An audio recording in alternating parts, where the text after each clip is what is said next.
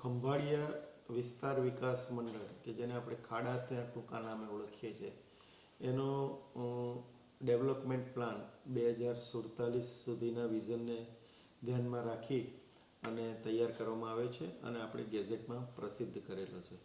ખાડાનો કુલ 13,000થી વધારે હેક્ટરનો વિસ્તાર જે છે એમાં જુદા જુદા હેતુઓ માટે વિકાસના ઝોન પાડવામાં આવ્યા છે અને સૂચિત કરવામાં આવ્યા છે.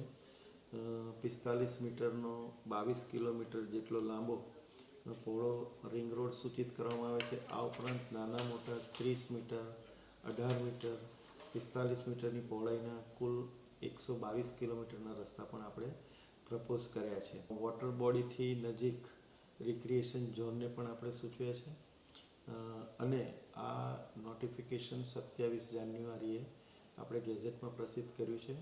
હવેની જે આની જે કાયદાકીય જોગવાઈ છે એ મુજબ 2 મહિનામાં લોકોના વાંધા સૂચનો આવેથી આપણે ફાઇનલ એનો ડ્રાફ્ટ તૈયાર કરી અને સરકારમાં મંજૂરી માટે સાદર કરવામાં આવશે.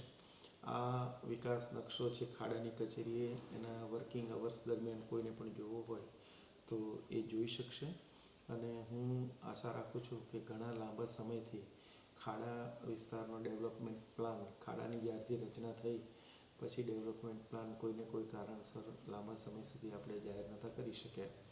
એ આપણે મને એમ કહેતા આનંદ થાય છે કે કચેરીની જે ઇન્ટરનલ અધિકારીઓની ટીમ વર્ક છે એના થકી ખૂબ જ ટૂંકા સમયમાં આ પ્લાનને રજૂ કરી અને સરકારને સાદર કરવામાં આવે છે અને ગેઝેટમાં પ્રસિદ્ધ કરેલો છે. હું એવું માનું છું કે ખંભાળિયાનો જે ડેવલપમેન્ટ પ્લાન આ રજૂ થવાથી વિકાસને એક નવો વેગ મળશે અને સુનિયોજિત રીતે વિકાસ આગળ વધશે.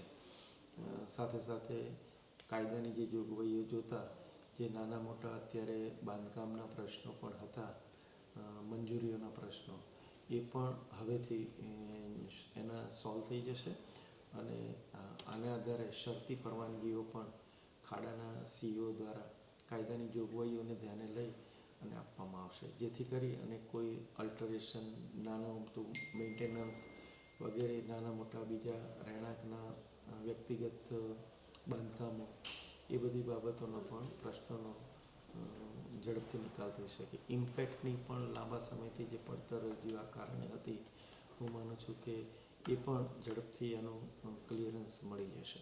Thank you.